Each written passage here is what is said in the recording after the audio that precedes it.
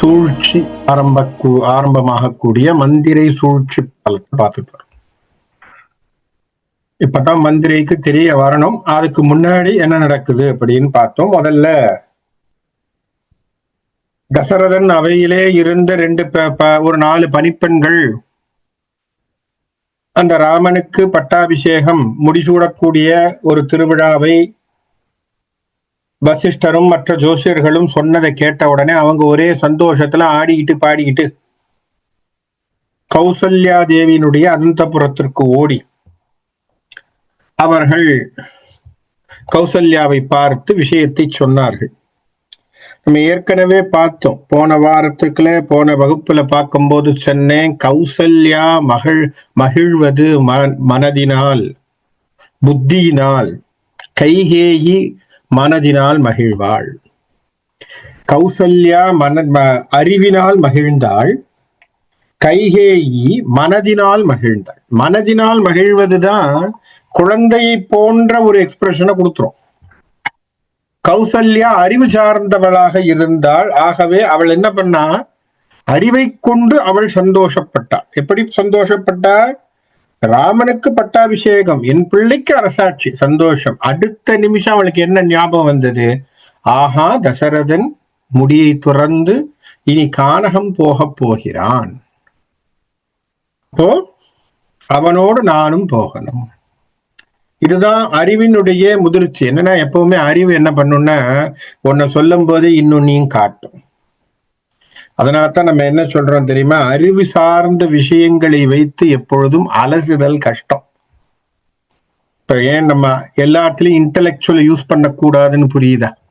காரணம் என்னன்னா, ஒன்ன சொல்லிட்டு இருக்கும் போது இன்னொரு கான்ட்ரவர்சியும் கொடுத்துரும் அறிவு. புத்தி அப்படித்தான் இல்லையா? புத்தியினால் நம்ம ஒரு சமாச்சாரத்தை மகிழ்ச்சி கொண்டு வரோம் அப்படின்னா ரொம்ப கஷ்டம். ஏன்னா ஒரு நிமிஷம் நம்ம சந்தோஷப்பட்டு கொண்டு இருக்கும் பொழுதே புத்தி வேற ஒரு நெகட்டிவிட்டியும் உள்ள தள்ளிடும். இது என்ன அழகான வார்த்தை பாருங்க, கௌசல்யாவுக்கு வந்தது. இது நம்மில் பல பேருக்கு இது நடக்கிறது சாத்தியம் இல்லையா?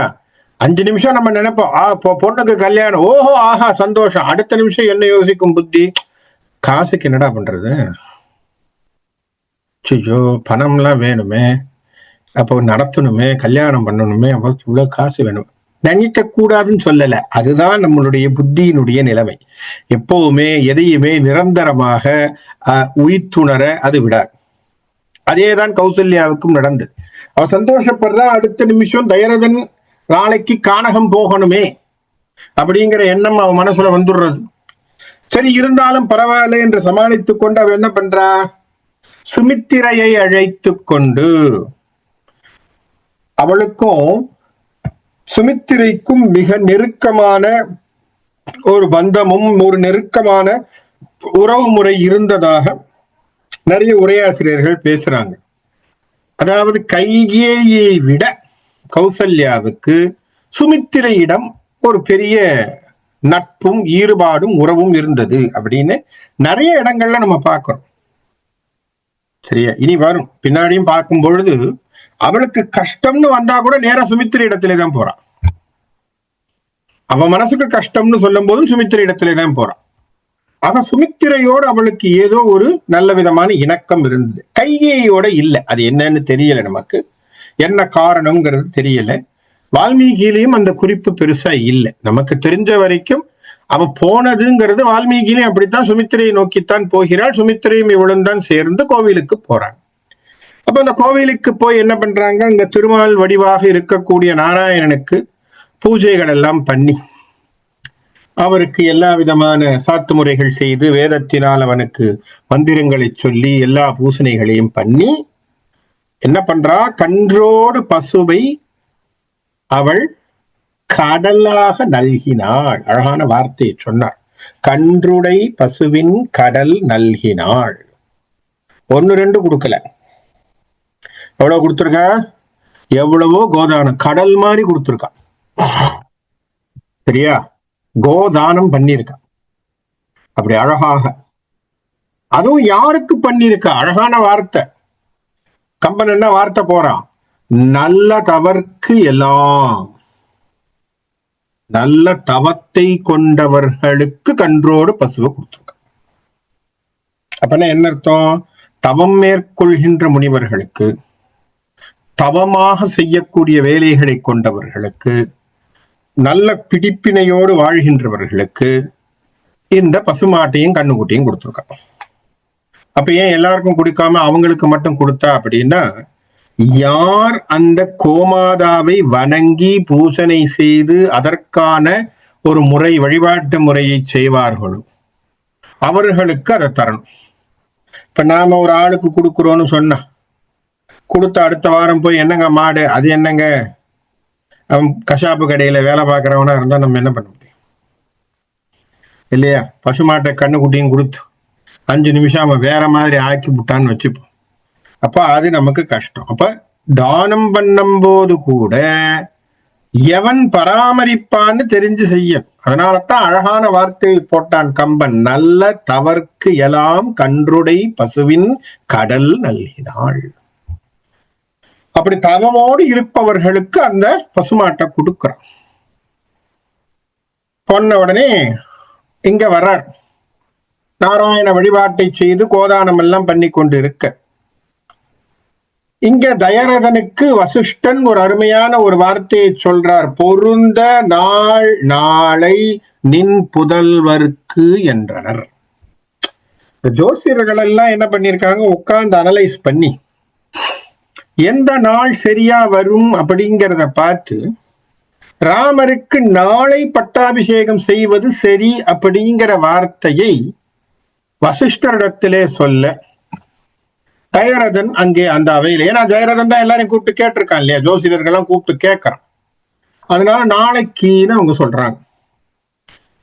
திருந்தினர் அன்ன சொல் கேட்ட செயல் கழல் பெருந்தின் மால் யானையான் பிழைப்பு இல் செய் தவம் வருந்தினன் வருக என வசிஷ்டன் எய்தினான். அப்போ இந்த வார்த்தையை சொன்ன உடனேயே அவன் ஒரே சந்தோஷம். யாருக்கு? தசரதனுக்கு. நல்ல வார்த்தையை சொன்னீங்க.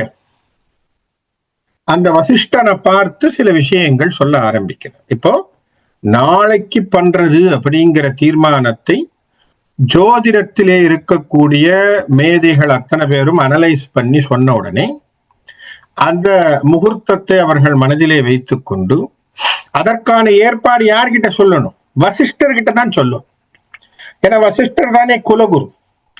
அவர் தானே பல பேருக்கு மணிமகுடம் சூட்டி இதுல உட்கார வச்சிருக்கார், அரியணையில உட்கார வச்சவர், அவங்க வம்சாவளி. அதனால அவரை பார்த்துதான் சொல்லணும். அதனால அவர்கிட்ட பேசுறார். என்ன பேசுறாருங்கிறத பார்ப்போம். நல் இயல் மங்கள நாளும் நாளை அவ்வில் இயல் தோழ்வர்க்கு ஈண்டு வேண்டுவ ஒல்லையின் இயற்றி நல் உறுதி வாய்மையும் சொல்லுதி பெரிது என தொழுது சொல்லினான். இந்த மாதிரி நல்ல விஷயங்கள்லாம் நடக்கும் போது அந்த காலத்துல பெரியவங்க நம்மளை உட்கார வச்சு அந்த பதவியினுடைய ரெஸ்பான்சிபிலிட்டியை பேசுவாங்க. அந்த காலத்துல அப்படி ஒரு முறை இருந்தது. ஒரு ராஜாவா போறான் அப்படின்னா ராஜாவுக்கு கருத்துக்கள் சொல்லுவாங்க. இப்போ ராமருக்கு வசிஷ்டர் சொன்னது போல், நல்லா ஞாபகம் வச்சுக்கோங்க, இந்த இடத்த நல்லா ஞாபகம் வச்சுக்கோங்க. ராமருக்கு வசிஷ்டர் சொன்னதை போல் வாலி இறந்த பிறகு சுக்கிரீவனுக்கு சொல்றான். புரியுதுங்களா? வாலி இறந்த பிறகு சுக்கிரீவனுக்கு சொல்றான். சுக்கிரீவன் கார்காலத்திலே வராத பொழுது அங்கதன் வருகின்ற பொழுது அங்கதனுக்கு அரசியலை பரிசுகிறான் ராமன்.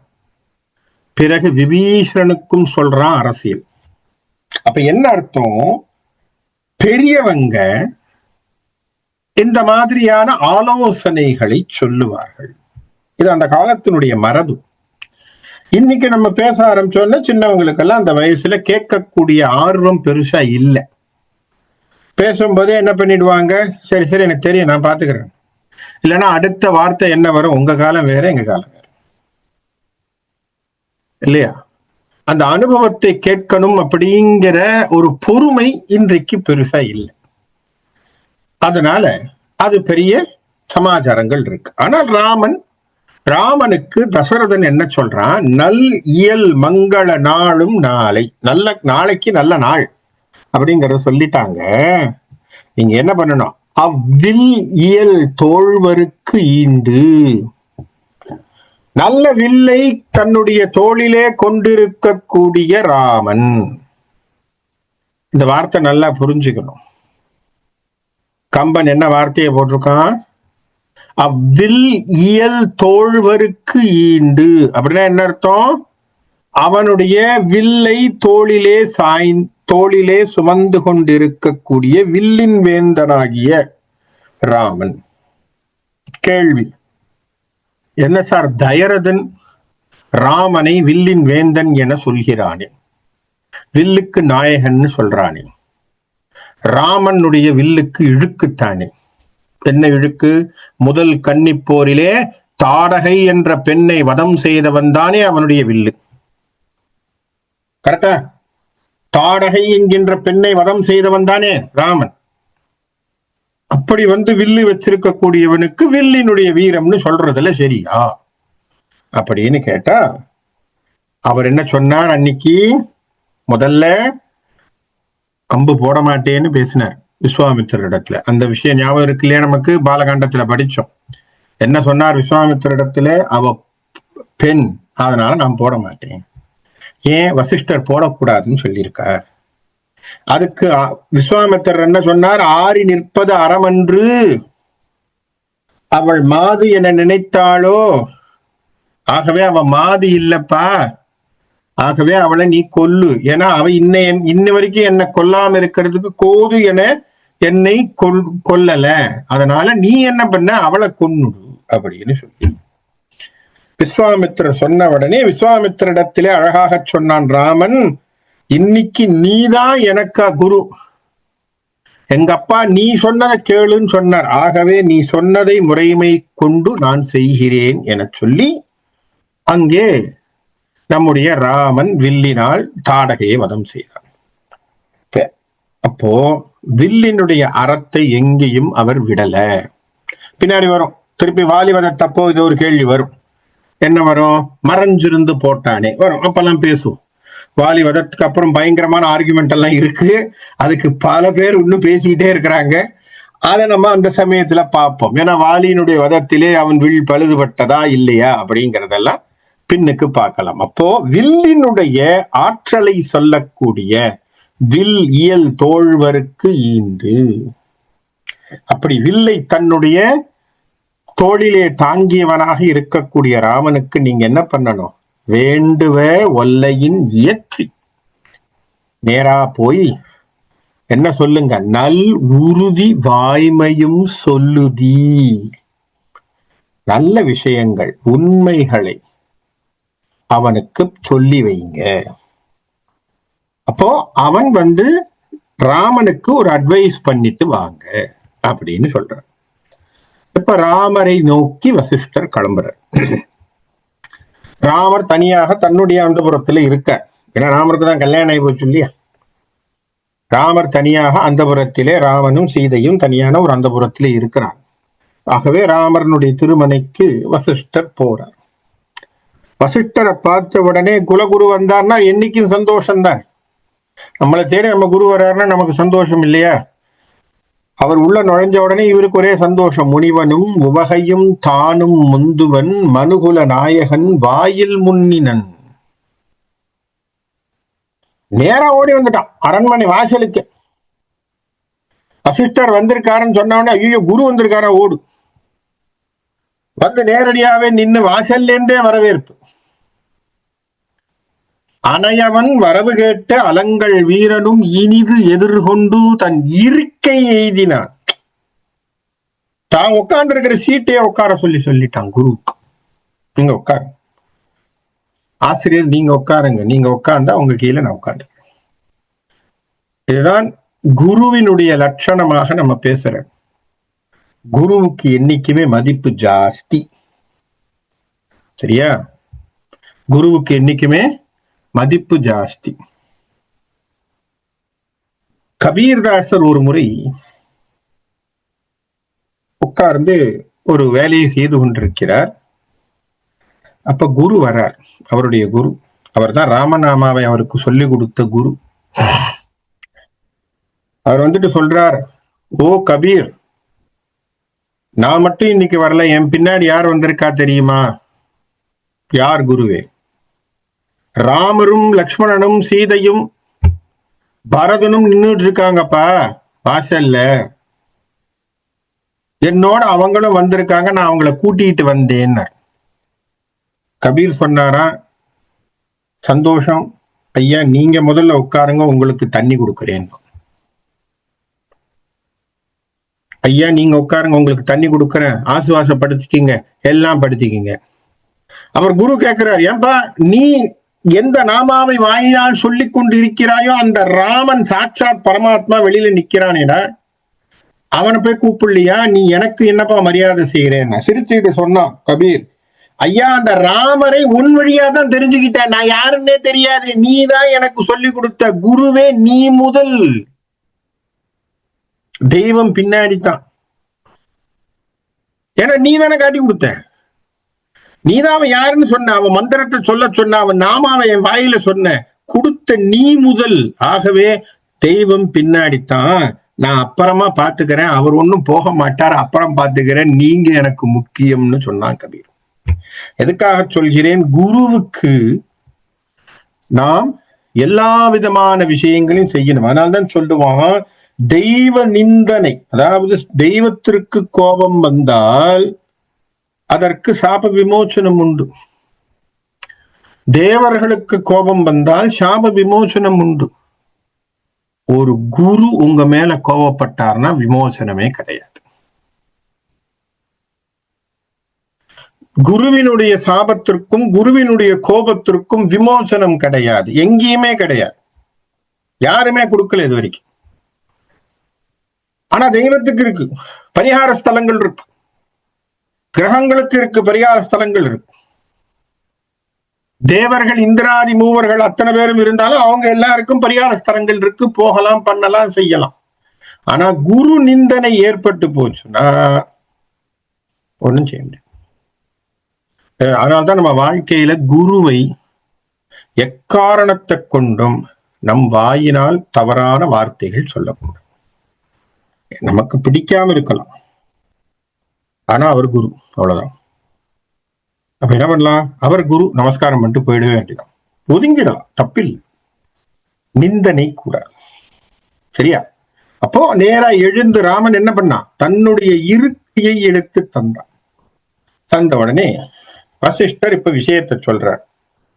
ஒல்கல் இல் தவத் உத்தமன் ஓது நூல் மல்கு கேள்விய வள்ளலை நோக்கி. தவத்திற்கே சிறந்தவனாக இருப்பவன் வசிஷ்டர். அவனுடைய சிஷ்யன் யாரு? ராமன்.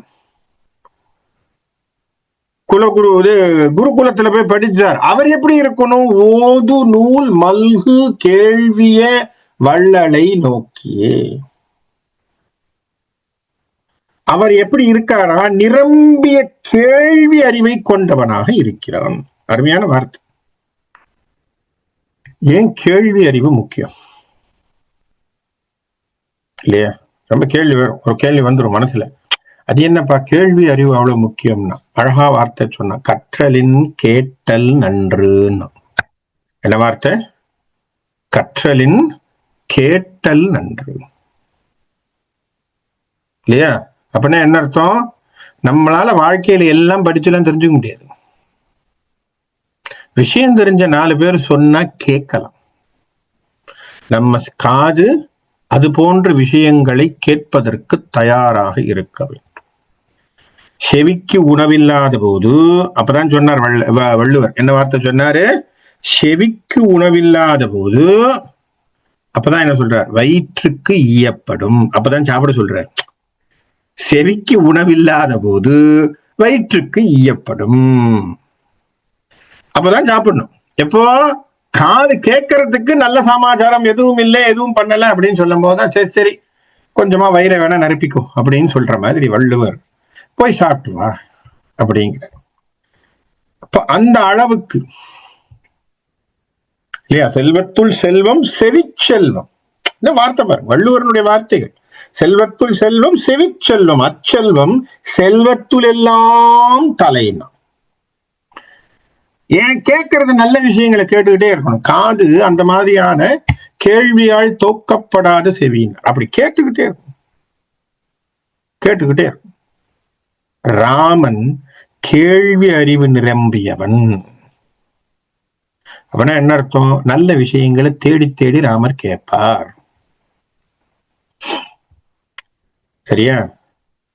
சிலர்கிட்ட பேசியும் பிரயோஜனம் இல்லை, அங்க கேள்வியே எடுபடாது, அங்க கேள்வித்தன்மையே இல்லைன்னு அர்த்தம். ராவணேஸ்வரனுக்கு கேள்வித்தன்மை இருந்ததா? இல்ல. யோசிச்சு பாருங்க, ராவணேஸ்வரனுக்கு கேள்வித்தன்மை இருந்ததா? இல்ல. காரணம் என்ன? விபீஷணன் சொல்றான், கும்பகர்ணன் சொல்றான், அவன் புள்ளியே சொல்றான், இந்திரஜித் சொல்றான், அவன் பொண்டாட்டியே சொன்னான் மண்டோதரிய. ஐயோ, இந்திரஜித் போன பிறகு அவ அழறா. எல்லாம் வரும் பின்னாடி, நல்ல நல்ல நல்ல கட்டங்கள் இதெல்லாம்.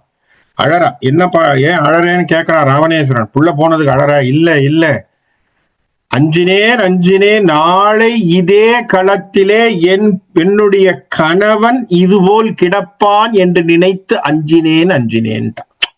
எப்படி? நாளைக்கு இந்த மாதிரி தானே என் புருஷன் கிடப்பான்ட்டான். மண்டோதரி கேட்டாரா இந்த மனுஷன்? அப்போ கேள்வி அறிவு எவ்வளவு முக்கியம் பாருங்க. கேள்வி அறிவு ரொம்ப முக்கியம். ராமர் நிறைய இடத்துல கேட்டதுனால தான் அவரால் சக்சஸ் பண்ண முடிஞ்சது. கேட்டாரா? கேட்டிருக்காரா இல்லையா? கதை ஃபுல்லு நீங்க பாத்தீங்கன்னா நிறைய இடங்கள்ல கேட்டிருக்காரு. என்னென்னலாம் கேட்டிருக்காரு பாருங்க. சபரின்னு ஒரு அம்மா சொல்லி சுக்ரீவனை தேடி போனார். அந்த அம்மா யாரு? ஒரு ரூரல் விமன், படிப்பறிவு இல்லாத அம்மா. அந்த அம்மா சொல்லுது. அப்ப நீ போய் சுக்ரீவனிடத்திலே நட்பு பாராட்டு போற. பரம்பொருள் சபரி சொன்னதை கேட்டு போற இல்லையா? விபீஷன் சொல்றதை கேட்கறான், அனுமன் சொல்றான் கேட்கறான். அதுதான் வேணும் வாழ்க்கையிலே. கேள்விங்கிறது ரொம்ப முக்கியம். அதனாலதான் சொல்றான், மல்கு கேள்வியை வள்ளலை நோக்கினன், பல்கு காதல் புறவலன் போர்வளாய் நல்கும் நானிலம் நாளை நினக்கு என்றனன். அப்பா, உன்னுடைய அப்பா, உன் மேல பிரியமே கொண்டுள்ள உன்னுடைய அப்பா உனக்கு நாளைக்கு அரசாட்சியை தரணும்னு முடிவு பண்ணிட்டான்ப்பா. அதுக்காக நான் வந்திருக்கேன். எதுக்காக வந்திருக்கேன்? அதுக்காக வந்திருக்கேன். இதுல அழகா உரையாசிரியர் ஒரு அருமையான வார்த்தையை போட்டிருக்கார். பரிமேழகரனுடைய கல்வி கேள்விக்கான ஒரு சின்ன முன்னுரையை கொடுத்து சொல்லியிருக்கார். கல்வி கூட அழகான அதிகாரத்திலே அவர் சொல்றார், கல்வி கூட கேள்விக்கு பின்னாடிதான் வச்சிருக்காராம் பரிமேழகர். வள்ளுவர் என்ன அதிகாரத்துல பாத்தீங்கன்னா, கல்வி பின்னுக்கு வருது கேள்விக்கு அப்புறமா. இப்ப முதல்ல கேட்கணும், அப்புறமா தான் படிக்கணும். புரியுதுங்களா? கேட்க முடியாதவன் படிச்சு பிரயோஜனம் இல்லை. கேட்கறதுக்கு முதல்ல பண்பு வேணும். அதனாலதான் அவைகளை அந்த மாதிரியான விஷயங்களாக வைத்திருக்கிறார். சரியா? அதனாலதான் அப்படி சொல்றார், கற்றறிவான் ஆகிய நூற்கல்வியை கேள்விக்கு பின்னும். கேள்விக்கு அப்புறமா பின்னாடி வச்சுட்டார் கல்வி. இது வள்ளுவரனுடைய வகை. அப்பவே நம்ம புரிஞ்சுக்கலாம் கேள்வி எவ்வளவு முக்கியம்னு. புரியுறதா நான் சொல்றது? காதால கேட்கறது, நல்ல விஷயங்களை, சத் விஷயங்களை தேடி தேடி தேடி தேடி கேட்கணும். கேட்கறது ரொம்ப நல்லது. அதைத்தான் அழகாக சொல்கிறார். அப்போ நாளைக்கு உனக்கு உங்க அப்பா அரசாட்சி கொடுக்கறதா தீர்மானம் பண்ணிவிட்டாருப்பா, ஆகவே நாளைக்கு உனக்கு அரசாட்சி அப்படின்னு சொல்லி வசிஷ்டர் ராமனுக்கு அறிவுரை சொல்ல ஆரம்பிக்கிறார். அதுதான் இப்போ இந்த இடத்துல பார்க்க போறோம். என்று இன்னும் ராமனை நோக்கி, நான் ஒன்று கூறுவது உண்டு உறுதி பொருள், நன்று கேட்டு கடைபிடி நன்கு என துன்று தாரவர் சொல்லுதல் மேயினன். நான் உனக்கு ஒரு நல்ல விஷயத்தை சொல்றேன், உறுதி பொருள் என்று சொன்னான். என்ன வார்த்தை? உறுதி பொருள். உறுதி பொருள்னா என்ன? நான் சொல்லக்கூடியது உனக்கு கடைசி காலம் வரைக்கும் நல்லதுதான். அதுதான் உறுதி பொருள்னு சொல்றேன். அந்த உறுதி பொருளை உறுதியாக மனதிலே தெளிவாக வாங்கிக்கும். அத கடைபிடி, நல்லா கேளு, கடைபிடின்றார். முடிஞ்சு போச்சு, கட்டளையாவே சொல்லிட்டார் வசிஷ்டர். It is like a command. He has given a command to Raman. சரியா? உறுதி பொருளை நான் சொல்றேன், நன்று கேட்டு கடைபிடி நன்கு. என்ன பண்ண போற? கடைபிடிச்சு அதை நடைமுறைப்படுத்தும், எக்ஸிக்யூட் பண்ணு அப்படின்னு சொல்லிட்டான். சாதாரணமாவே குரு சொன்னா கேட்கக்கூடிய புள்ளதான் நம்ம புள்ள ராமர். தட்ட போறாரா இவர்? அதுவும் இப்ப உட்கார வச்சு குரு என்ன சொல்றாரு? நான் சொல்றது கடைபிடின்னு வேற சொன்னா, இனி அந்த என்ன சொல்றது, இந்த அந்த பவுண்டரியை விட்டு வெளியிலே வரமாட்டார் அவர். ஏன்னா ராமருக்கு அவ்வளவு வசிஷ்டர் மீது இருக்கக்கூடிய மரியாதை. அப்போ அவர் சொன்ன உடனே அழுத்தம் திருத்தமா சொன்ன உடனே கேட்டுக்கிறார். என்னன்னு பார்ப்போம், என்னென்ன வார்த்தைகளை சொல்கிறார், என்ன அறிவுரைகளை சொல்கிறார் பார்ப்போம். கரியமாலினும் கண்ணுதலானினும் உரிய தாமரை மேல் உறைவனானும் விரியும் பூதம் ஓர் ஐந்தினும் மெய்யினும் பெரியர் அந்தனர் பேணுதி உள்ளத்தால். ஃபர்ஸ்ட் வார்த்தை, அருமையான வார்த்தை, அருமையான வார்த்தை. இந்த உலகத்திலே அந்தணர்கள் என்று சொல்லக்கூடிய வேதம் ஓதுகின்றவர்கள், முனிவர்கள், உயர்ந்த குணத்தை கொண்டவர்கள், தவம் மேற்கொண்டவர்கள், உயர்ந்த குணத்தை கொண்டவர்கள் இல்லையா? உலகத்தில் உள்ள பரம்பொருளை பற்றிய விசாரங்களை செய்யக்கூடியவர்கள், அதான் அறிவில் சிறந்தவர்கள். அவர்களை நீ என்ன பண்ணணும்? பேணுதி. அவங்களுக்கு தக்க சன்மானங்கள், தக்க விஷயங்களை, மரியாதைகளை எப்பொழுதும் மறக்காம செய்யும். சரியா? அதனால அவர்களை நீ எப்பொழுதும் பேணி காக்க வேண்டும். சரியா? எப்படி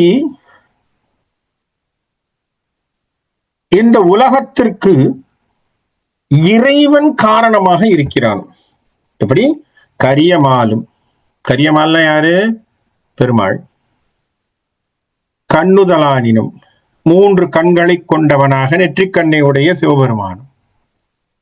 உரிய தாமரை மேல் உறைவானினும் பிரம்மாவும். அப்ப மும்மூர்த்திகள். மும்மூர்த்திகள் எதற்கு காரணம்? இந்த உலகத்தினுடைய காரணம் இல்லையா? இந்த உலகத்தை படைக்கின்ற, காக்கின்ற, அழிக்கின்ற 3 தன்மைகளை செய்யக்கூடிய அவர்கள் 3 பேர். அப்ப மும்மூர்த்திகள்.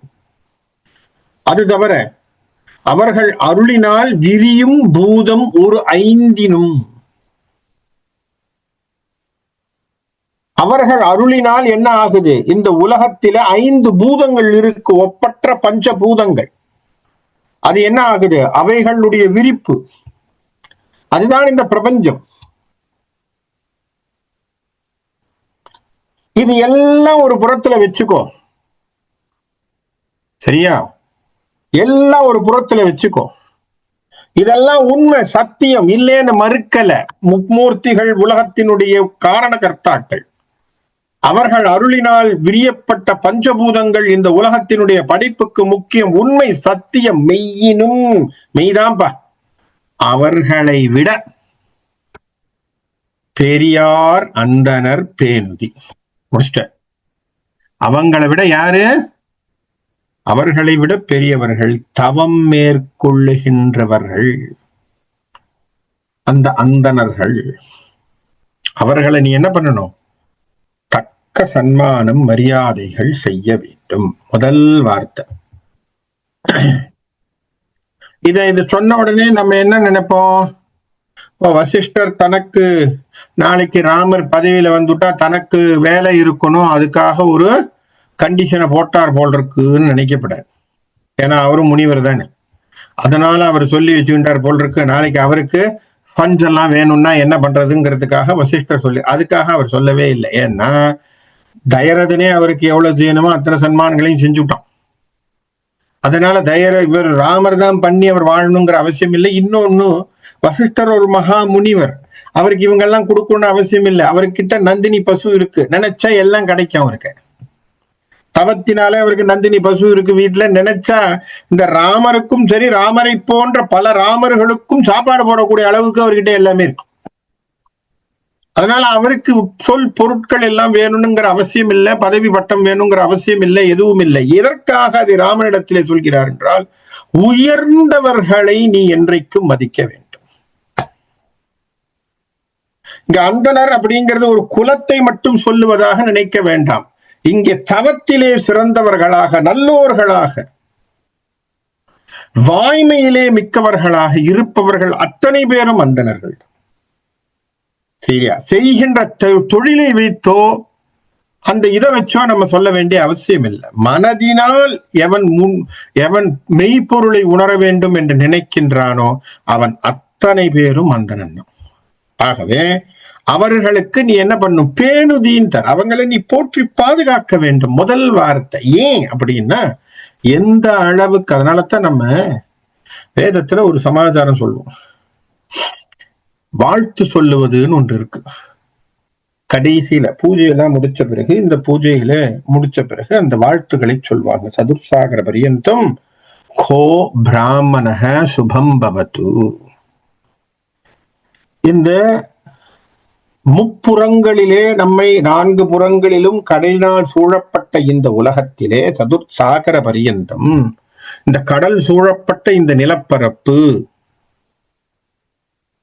அது இருக்க வேண்டும் என்று சொன்னால் யார் இருக்கணும்னு சொல்றான்? வேதத்திலே சொல்றான், கோ பிராமணக, பசுமாடும் பிராமணனும் போற்றி பாதுகாக்கின்ற வரையில் இந்த உலகம் உய்யும். சுபம் பவது. என்ன வார்த்தை பார்த்தீங்களா? வேதத்திலே என்ன வார்த்தை வருது? பசுமாட்டையும் பிராமணனையும் எந்த அளவுக்கு இந்த உலகம் வைத்திருக்கிறதோ அந்த அளவுக்கு இந்த உலகம், வையகம் உய்யும். அப்போ முக்கியம் என்ன? ஏனென்றால் வேதம் தழைக்க வேண்டும். நல்ல ஞாபகம். இந்த அப்ஜெக்டிவ் சார் அன்னைக்குதான் ராமர் காலத்துலதான் இருந்துதா அப்படின்னா இல்ல.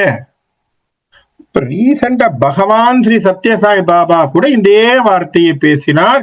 என்னுடைய அவதாரமும் வேதம் தழைக்க வந்தவன் தான், அந்த வேதத்தை நான் காப்பாற்றணும். அவரும் அந்த வார்த்தையை சொன்னார். அதனாலதான் அவர் ருத்ரங்களை பண்ணி, ஏகதச ருத்ரங்கள் நிறைய, அதிருத்ரங்கள் அத்தனையுமே பிரசாந்தியில நடத்துறதுன்னு தீர்மானம் பண்ணி நிறைய பேருக்கு சன்மானங்கள் பண்ணி, நிறைய பிராமணர்களுக்கு, வேதம் சொல்லக்கூடிய பிராமணர்களை வைத்து நிறைய விஷயங்களை அவர் செய்கிறார். அப்ப எதுக்காக இதை செய்யறோம் அப்படின்னா, எந்த அளவுக்கு வேதம் வாழ்கிறதோ அந்த அளவுக்கு நம்முடைய வாழ்க்கையிலே சுபிக்ஷம் இருக்கும். அதை செய்யக்கூடிய அந்தணர்களுக்கு தக்க சன்மானங்கள் வேணும். அப்போ அது முதல். அடுத்தது என்ன சொல்றார்? அந்தணனாளர் முனியவும் ஆங்கு அவர் சிந்தையால் அருள் செய்யவும் தேவருள் நொந்து உளாரையும் நொய்து உயர்ந்தாரையும் மைந்த என்ன வரம்பு உண்டாம் கொலோ. நம்ம உலகத்துல பெரியவர்கள் என்று சொல்லி, நம்மை விட பெரியவர்கள், மனிதர்களை விட பெரியவர்கள் யார்? தேவர்கள்னு சொல்றோம் இல்லையா? இந்திரர்கள், இந்திராதி தேவர்கள், வருணன், குபேரன், அத்தனை பேரும். ஆனா இந்த வருண குபேரர்கள் கூட சில சமயங்கள் அந்தணர்களினால் நொந்து போனவர்களும் உண்டு, உயர்ந்தவர்களும் உண்டு. அப்படின்னா என்ன அர்த்தம்? தவம் மேற்கொண்ட முனிவர்களினால் சாபம் கிடைத்தவர்களும் உண்டு. இந்திரனுக்கு சாபம் கிடைச்சிருக்கு, குபேரனுக்கு சாபம் கிடைச்சிருக்கு, வருணனுக்கு சாபம் கிடைச்சிருக்கு இல்லையா? சரித்திரம் படிக்கிறோமே. இந்திர பதவி வாங்கினவனுக்கு கூட சாபம் கிடைச்சது, நகுஷனுக்கு. அகத்தியர் கொடுத்தார். அப்போ தேவாதி தேவர்களாக இருந்தாலும் கூட அந்தணர்கள் என்று சொல்லக்கூடிய முனிவர்கள் தவம் மேற்கொண்டவர்கள்னால் நொந்தவர்களும் இருக்கிறார்கள். என்ன சொல்றார்? நொந்து உளாரையும் நொய்ந்து உயர்ந்தாரையும். நல்ல ஒரு சாதாரண நிலையில இருந்தவனை கூட மேல்நிலைக்கு தூக்கி இருக்கிறாங்க அந்தணர்கள். விஸ்வாமித்திரர் என்ன பண்ணார்? ஒரே சத்திய சோதனை பண்றார். உன்னுடைய வம்சத்துல வந்த ஒருத்தன் ஹரிச்சந்திரன் பேர் இல்லையா? ஒரு பொய்யாவது சொல். நம்ம என்ன ஒரு பாட்டு கூட இருக்கல, ஒரு பொய்யாவது சொல் கண்ணே அப்படிங்கிற மாதிரி ஒரு பொய்ய சொல்லிடுறான்னு விஸ்வாமித்திரர் அவன் பின்னாடியே சுத்திட்டு இருந்தார். ஒரு பொய்ய சொல்ற, இன்னைக்கு சொல்ற சொல்லு, உனக்கு எல்லாம் தரேன். ஹரிச்சந்திரன் சத்தியவந்தனாக கடைசி வரைக்கும் மயானத்திலே தன் பிள்ளைக்கு அவன் இடுகாட்டிலே தன்னுடைய பிள்ளைக்கு அவன் உட்கார்ந்து செய்யுகின்ற காலத்திலும் கூட மாறலவர் பிரின்சிபல் இல்லையா? அது இவங்க குலத்துக்குள்ள வந்ததுதான். ரகுகுல வம்சத்துல வந்தவன் தான் ஹரிச்சந்திரன். அப்போ விஸ்வாமித்திரர் கடைசியில என்ன சொல்றார்? எப்பேற்பட்ட பேரை கொடுக்கிறார்? சத்தியவான் ஹரிச்சந்திரன். உலகத்திலே சத்தியம் என்கின்ற ஒரு சொல் அப்படிங்கிறது நீங்க டிக்ஷனரியில பார்க்கணும்னா ராஜா ஹரிச்சந்திரனைத்தான் நீங்க சொல்ல முடியும். அந்த அளவுக்கு விஸ்வாமித்திரனாலே போற்றி புகழக்கூடிய உயர்ந்த ரகத்துக்கு கொண்டு போகக்கூடியதாக கூட நம்மில் பலருக்கு அது கிடைச்சிருக்கு. அப்ப என்ன அர்த்தம்? தேவர்கள் கூட நொந்து போனவர்கள் இருக்கிறார்கள், அவர்களால் உயர்ந்தவர்கள் இருக்கிறார்கள் அப்பா. ஆகவே இந்த அளவு தெரிஞ்சுக்கோ. அவர்கள் நினைத்தால், அவர்களுடைய ஆசீர்வாதம் இருந்ததுன்னா என்ன பண்ணலாம்? நாமோ பெரிய லெவலுக்கு வரும். அப்ப அவங்களுடைய முழு திருப்தியை நாம் அடைய வேண்டும். ரொம்ப முக்கியம் இல்லையா? அவங்களுடைய அருளாசி நமக்கு கிடைக்கணும். அவங்களுடைய முழு திருப்தியும் கருணையும் நமக்கு மேலே கிடைக்கும்.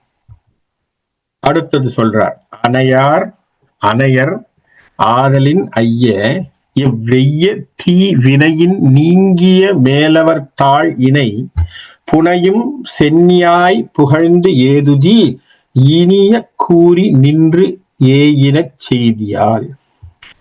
ஐயா ராமா, இந்த அந்தணர்கள் அப்பேற்பட்ட தன்மையை கொண்டுள்ளதுனால என்ன பண்ணணும்? கெட்ட விஷயங்களை விட்டு, கொடிய வேய தீவினையின் நீங்கி கெட்ட விஷயங்களை விளக்கி அந்த அந்தணர்களை அவர்களுடைய திருவடிகளை சரண் புகுந்து முடிமேல் சூடி துதித்து நல்ல விஷயங்களை பேசி இனிய கூறி அவர்களுக்கு பணிவிடை செய்து நல்லதை பெறுவாய். அப்போ முனிசிரேஷ்டர்கள், தவமுனிவர்கள், அந்தணர்கள் வேதம் என்று சொல்லக்கூடிய விஷயங்கள் நடக்கின்ற இடத்திலே இவர்களை பேணி பாதுகாக்கின்றாய் என்று சொன்னால் உனக்கு சரியாக. இது இன்னொரு வகையிலே வசிஷ்டர் அவருக்கு சொல்லக்கூடிய, அவருக்கு அவதார நோக்கத்தை சொல்லக்கூடிய ஒரு இடம். ஏன் நல்லா யோசிச்சு பாருங்க. ராவணேஸ்வரனினால் முனிவர்களுக்கும் மற்றவர்களுக்கும் பிரச்சனை. ராவணேஸ்வரனினால் முனிவர்களுக்கும் மற்றவர்களுக்கும் பிரச்சனை. அதனாலதான் அவங்க எல்லாம் காட்டுல உட்கார்ந்து இருக்காங்க. காட்டுலயும் சும்மா இருக்கிறது இல்ல, கரந்தூஷன் எல்லாரும் வந்து ரகலை பண்றாங்க. மாரீச்சன் சுபாகு வந்து ரகலை பண்ண மாதிரி.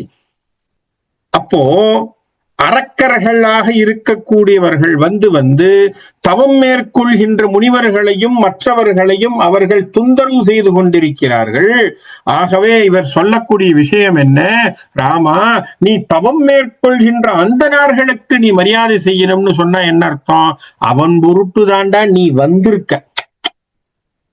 அடுத்த விஷயம் யோசிங்க. அவன் பொருட்டு தான் நீ வந்திருக்க. ரெண்டாவது, அவன் பொருட்டு நீ வந்திருக்கன்னா அவங்க கஷ்டம் புரியணும்னா நீ எங்க இருக்க போற? காட்டுக்கு தான் போற. ஏன்னா அவங்க அங்கதானே இருக்காங்க. அவங்க கஷ்டம் புரியணும், அவர்களை தொழ வேண்டும், அவர்களோடு நீ சேர வேண்டும் என்று சொன்னால் நீ என்ன செய்யணும்? காட்டுக்கு தான் போகணும். நல்ல ஞாபகம் வச்சுங்க, இந்த வார்த்தை புரிந்து கொள்ளுங்கள். வசிஷ்டன் சொல்லக்கூடியது. அதனால்தான் குருவினுடைய வாக்கு சரியான வாக்கு. பாருங்க, தெய்வ வாக்கு அது. குரு இப்படி ஒரு வார்த்தையை சொல்றான். அம்மா என்ன வாங்கினா வரோம்? கைகேயி என்ன வர வாங்கினா? ஏய இரு வரங்களில் பரதனே நாடாக. இவங்கிட்ட வந்து என்ன சொன்னா? உன்னுடைய தம்பி பரதன் நாடாள போறான்ப்பா, நீ என்ன பண்ற? சடமுடி தரித்து துறவரமாக துறவு மேற்கொண்டு காவி உடை உடுத்தி புண்ணிய நீராடி தவமுனிவர்களை பார்த்து, வார்த்தையை பாருங்க, தவமுனிவர்களை சந்தித்து 7 ஆண்டுகளில் வா. அப்படி வந்ததா இப்ப டையப்பு எங்க வருது பாருங்க. அப்போ அவருடைய அவதார நோக்கத்தை வசிஷ்டர் சொல்லாம சொல்றார். எதுக்காக வந்திருக்க? தவ முனிவர்களுடைய நலனை காப்பதற்கு நீ இருக்கிறாய். அதுதான் உன்னுடைய குறிக்கோள். அதை ஞாபகம் வச்சுக்கோ. அவர்களை நீ எந்த அளவுக்கு மேம்படுத்துகிறாயோ அந்த அளவுக்கு நீ முன்னுக்கு வரும். ரொம்ப சிம்பிளா சொல்லிட்டேன். இது வந்து ராமனுடைய மனசுல அதனுடைய அந்த பயணத்தை நோக்கித்தான் ராமனுடைய அயோத்தியா காண்டம் நகரப்போகுது. ஏன்னா அது பேஸ் பண்ணித்தான் போகுது இப்ப. ஏன்னா அதனால தான் மந்திர சூழ்ச்சி படலத்துக்கு வந்துட்டோம். மெயினான விஷயத்தை இங்கதானே விஷயமே அப்படியே மாறப்போகுது. சிச்சுவேஷனே மாறப்போகுது. ஒரு பெரிய டர்னிங் பாயிண்ட் அப்படின்னு நம்ம சொல்றோம் இல்லையா வாழ்க்கையில. அந்த காலத்துல ராமாயணத்துல தான் டர்னிங் பாயிண்டா கொடுத்தாங்க. ஃபர்ஸ்ட் டர்னிங் பாயிண்ட் அங்கதான். என்னப்பா ஒரே சஸ்பென்ஸா இருக்கே அப்படிங்கிற மாதிரி ராமாயணத்துல தான் மாத்தினது. அதுதான் எங்க ஒரு கூனி செய்த சூழ்ச்சி அப்படி மாற்றி விட்டான். அழகா சொல்றார், ஆவதற்கும் அழிவதற்கும் அவர் ஏவ நிற்கும் விதியும் என்றால் இனி ஆவது அப்பொருள் இம்மையும் அம்மையும் தேவரை பரவும் துணையும் சீர்த்ததே. அந்த அந்தணர்கள் ஆணையிட்டால் ஒருவன் மேம்படுவதும் ஒருவன் அழிந்து போவதும் விதியை துணையாக நின்ற உதவும். இந்த உலகத்திலே எல்லாத்தையும் நீ தாண்டிடலாம். சரியா? அப்போ இங்க இம்மைக்கும் மறுமைக்கும் எல்லாத்துக்கும் அந்த அந்தணர்களுடைய ஒரு வாக்கு, அந்தணர்களுடைய வாழ்த்து, அந்தணர்களுடைய சமாச்சாரங்கள் உனக்கு வேணும். அப்பேற்பட்ட அந்தணர்கள் துதிக்கின்ற அளவுக்கு இங்க வேற யாரும் பெருசா துதிக்கிறதுக்கு அவர்களுக்கு சமானமாக யாரும் இல்லை என்று சொல்கின்றான் வசிஷ்டன்.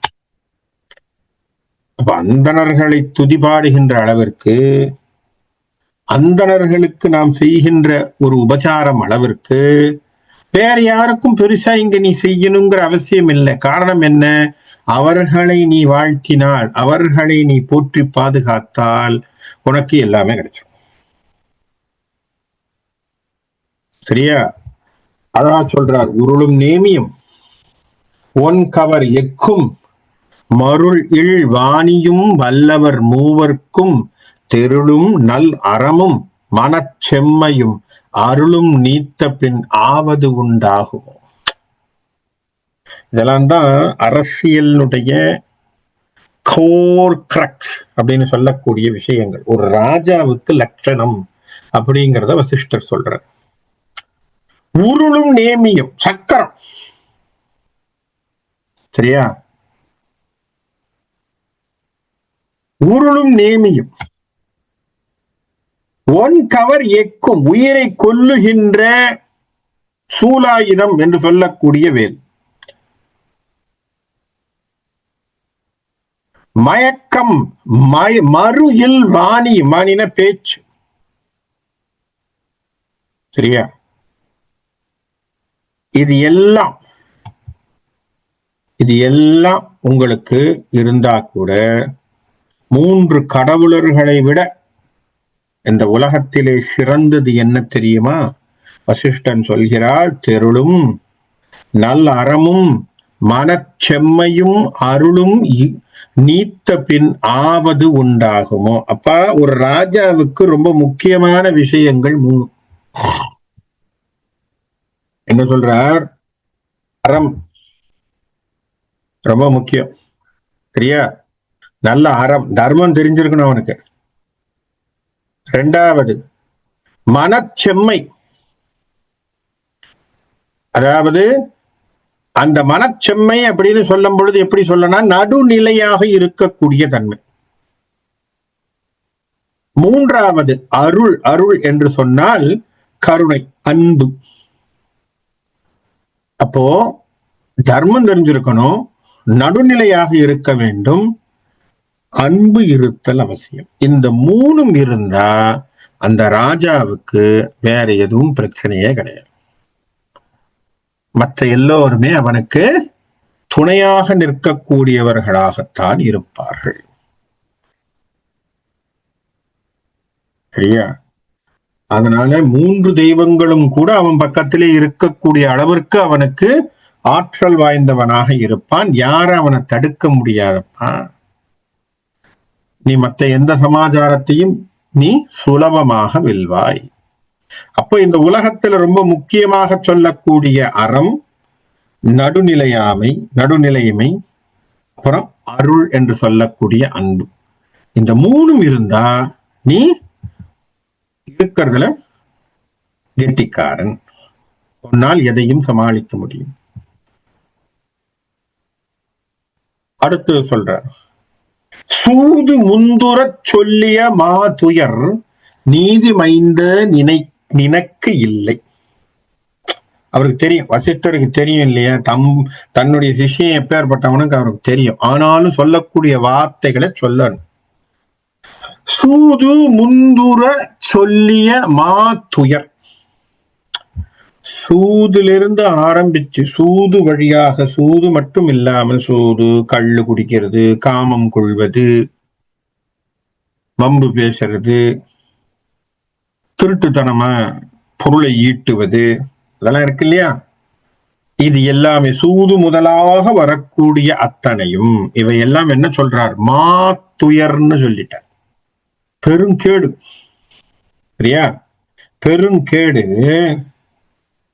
அப்ப நீதி மைந்தா, நேர்மையே இயல்பா இருக்கக்கூடியவனே என்ன சொல்லிட்டார், உனக்கு வசிஷ்டரே வாயால் என்ன சொன்னது, நினக்கு இலை, உனக்கு கிடையாதுன்னு எனக்கு தெரியும். இது கெட்ட வழக்கங்கள் எதுவும் கிடையாது உனக்கு. இதுதான் வசிஷ்டர் வாயால அந்த சிஷ்யனுக்கு கிடைச்சிருக்கக்கூடிய பெரிய சர்டிபிகேட்.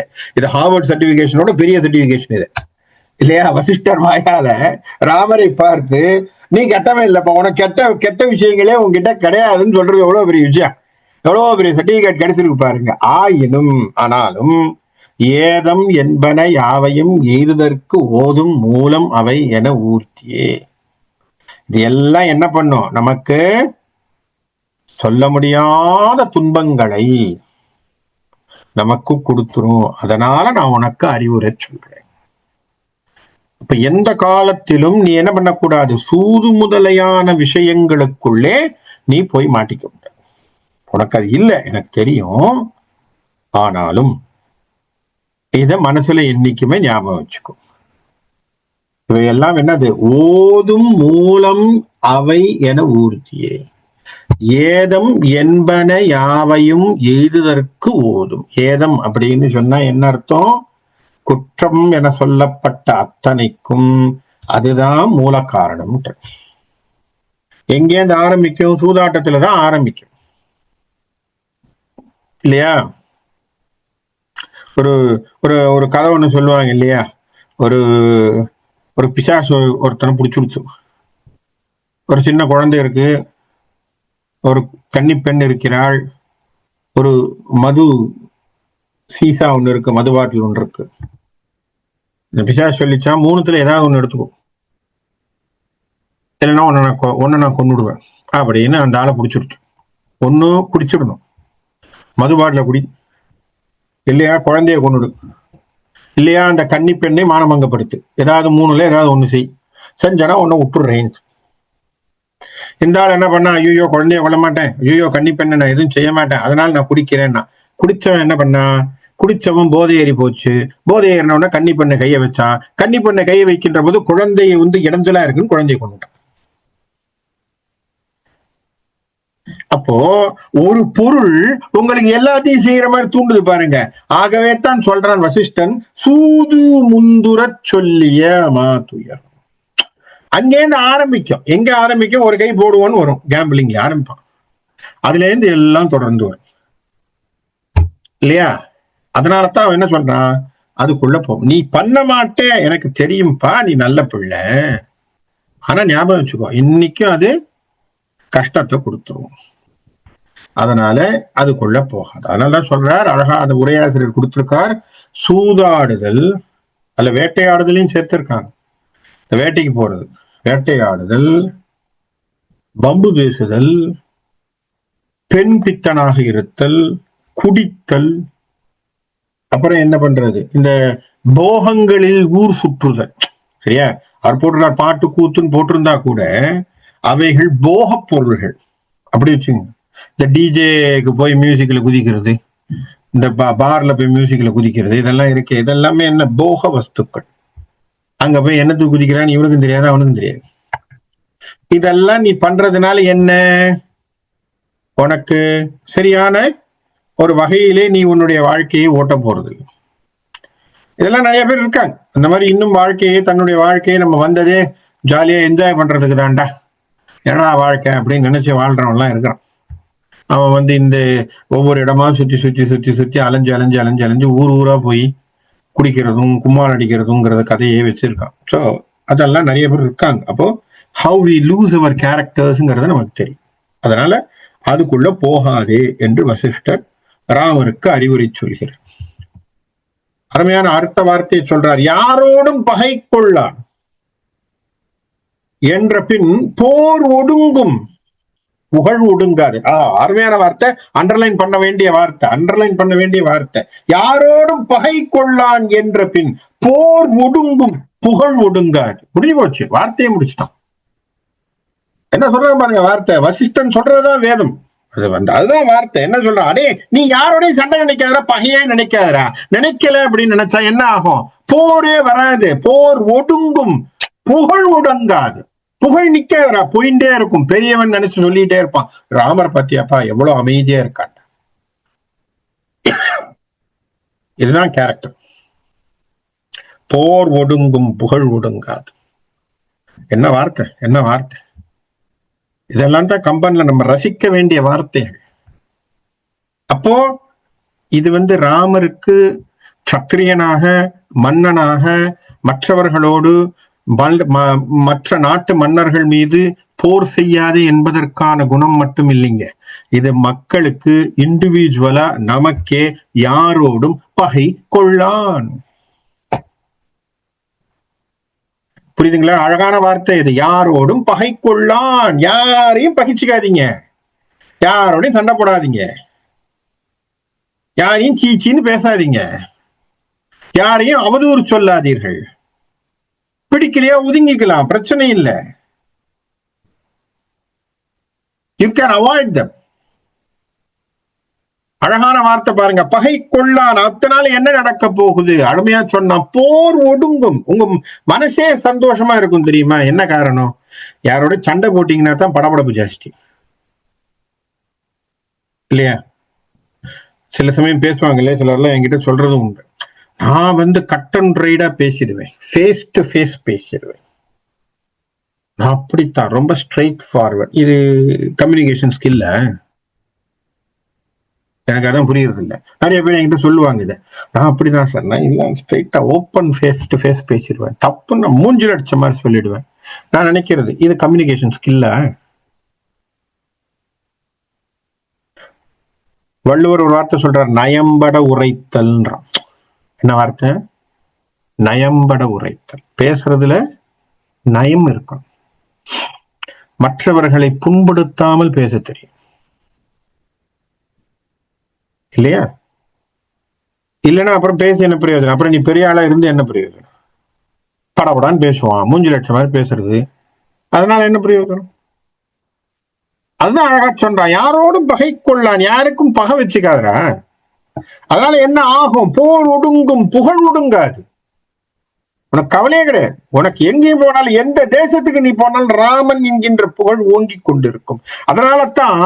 அதனாலத்தான் அயோத்தியிலே இருந்த ஒருவன், அயோத்தியில் இருந்து காட்டுக்கு துரத்தப்பட்ட ஒருவன், காட்டிலே வாழ்ந்து கொண்டிருந்த ஒருவன், இலங்கையிலே ராவணேஸ்வரனுடைய தம்பிக்கு அவனை பத்தி தெரிஞ்சிருக்கு. என்ன சொல்றான்? ராமன் இடத்திலே நான் சரணாகதி அடைய வேண்டும் என்று விபீஷணன் வந்து சேர்ந்தான். வாலிக்கு சொல்றா தார, என்ன சொல்றா? உன்னை கொல்றதுக்கு யாரோ 2 பேர் வந்திருக்காங்களாம், பேர் ராமனும் லக்ஷ்மணனும் சொல்றான். வளராதடி. தம்பிக்கு தன்னுடைய அரசவையை கொடுத்துட்டு வெளியில வந்தவன் அவன் உத்தமன், அவன் எனக்கு பகையா வர்றதா? எங்க கிஷ்கிந்தா எங்க, அயோத்தியா எங்க? நீங்க யோசிச்சு பாருங்க. அயோத்தியா இன்னைக்கு இருக்கிறது யூபின்னு சொல்றோம், உத்தரப்பிரதேஷ்ல இருக்கு. நான் மேப்ல சொல்றேன் ஜியோகிராபி. கிஷ்கிந்தாங்கிறது கர்நாடகால இருக்கு, சரிங்களா? கிஷ்கிந்தா கர்நாடகால இருக்கு. இப்ப இந்த காலத்திலேயாவது இருந்தா உங்களுக்கு வாட்ஸ்அப் மெசேஜ் இருக்கு. அந்த காலத்துல யார் சொன்னா? அப்ப ராமனை பற்றி எப்படி அவர்களுக்கு தெரிந்தது? அடுத்த நாட்டுக்கு தெரிஞ்சிருக்க. இலங்கையில விபீஷணனுக்கு எப்படி தெரியும் ராமனுடைய மாட்சியை? என்ன வார்த்தை? போர் ஒடுங்கும் புகழ் ஒடுங்காது. எங்க நிக்குது பாருங்க வார்த்தை.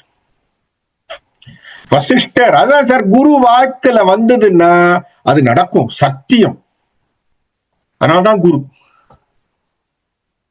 தன் தார் ஒடுங்கல் செல்லாது, அது தந்த பின் வேரோடும் கெடல் வேண்டல் உண்டாகும். அப்படி ஒரு அழகான ஒரு வார்த்தையை சொல்றார். யாரோடையும் பகை கொள்ளாதே, போர் வராது, புகழ் பெருகும், படையும் அழியாது. அப்படி படையும் அழியல அப்படின்னு சொன்னா உனக்கு வேற என்ன வேணும்? உனக்கு இதை விட உனக்கு பெரிய பேர் உனக்கு என்ன வேண்டும்? நீ நினைச்சது தானாகவே நடக்கும் என்று வசிஷ்டர் அழகான வார்த்தைகள் அழகா சொல்றாங்க. இங்க உரையாசிரியர் நல்ல நல்ல கொட்டேஷன் கொடுத்திருக்கார். பலத்தால் வெல்லப்பட்ட பகைவன் சமயம் வாய்த்த போது கேடு செய்வான். சரிங்களா?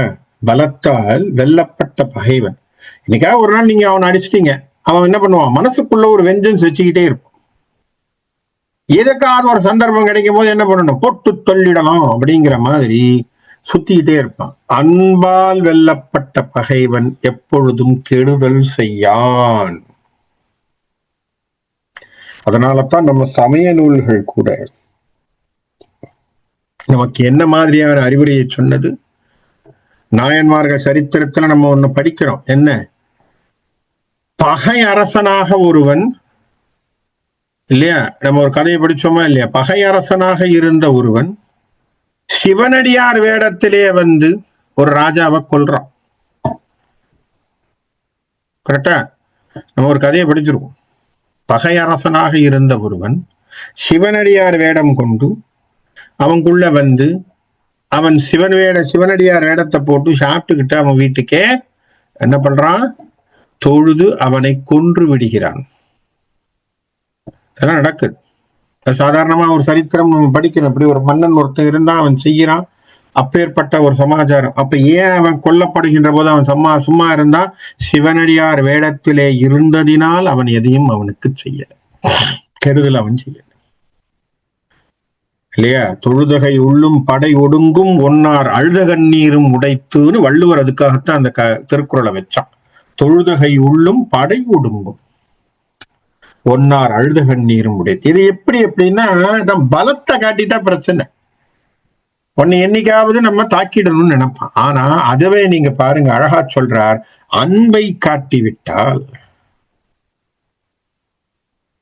காட்டிவிட்டால் என்ன?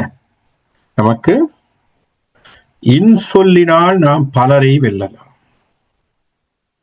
அன்போடு பழகின்ற பொழுது பகைவனும் நமக்கு நட்பாகி விடுவான். நண்பனான பிறகு அங்கே பகைமை இல்லை. அதனால நமக்கு அங்க பிரச்சனை இல்லை. இது அருமையான வார்த்தை. அதனாலதான் கொன்றைவேந்தனுடைய ஒரு வார்த்தை சொல்றான், ஊரோடு பகைக்கின் வேரோடு கெடும். ஊரோடு பகைச்சா வேரோடு நிக்க மாட்டோம். அதனாலதான் நம்ம என்ன செய்யறோம், எந்த வகையிலும் பகை என்கின்ற ஒரு மனப்பான்மையை நாம் முற்றாக அழித்தல் அவசியம். அப்ப இந்த பகை எனிமிட்டி அப்படிங்கிறது போகும். எனிமிட்டி போகணும் அப்படின்னா அதைத்தான் சுவாமி அழகாக வேறொரு வகையிலே நமக்கு சொல்லாமல் சொன்னது. வசிஷ்டர் சொன்ன வார்த்தையை தான் அவர் சொன்னார், லவ் ஆல் சர்வ் ஆல். அவர் சொன்ன வார்த்தை அதுதான். எல்லாரையும் நேசி, அன்பு கொடு, பரஸ்பரம் அன்பு கொடு.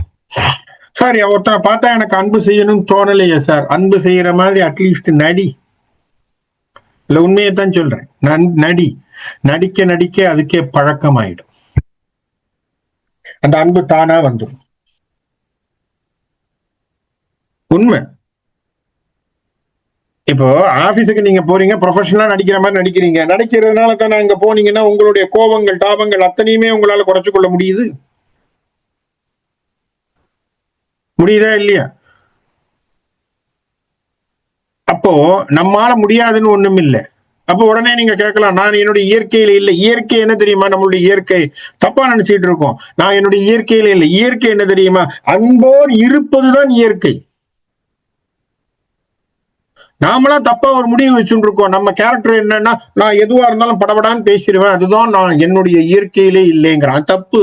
அந்த மாதிரி எவனுமே கிடையாது. பிறவியிலே எவனுமே கோவக்காரனா பிறக்கல. அம்மா வயிற்றுல இருந்து வெளியில வரும்போது என்னவா வந்தோம்? அழுதுகிட்டு தான் வந்தோம். பால் வேணும்னு அழுதுகிட்டு வந்தோம். கோவத்தோடைய வந்தேன். உள்ள வந்து கீழே இறங்கினோன்னு அம்மா அப்படியா பேசிட்டு வர்றோம். அப்ப என்ன இயற்கை? அங்க இயற்கை எங்கேருந்து வந்தது உங்களுக்கு? இதெல்லாம் நீங்களா போட்டுக்கிட்ட ஒரு வேஷம். எது? நான் கோவக்காரன் நீங்களா போட்டுக்கிட்ட ஒரு பர்சனாலிட்டி வேஷம் சார். அவன் மாஸ்க போட்டுக்கிட்டா நீங்க இந்த மாஸ்க போட்டு சுத்திட்டு இருக்கீங்க.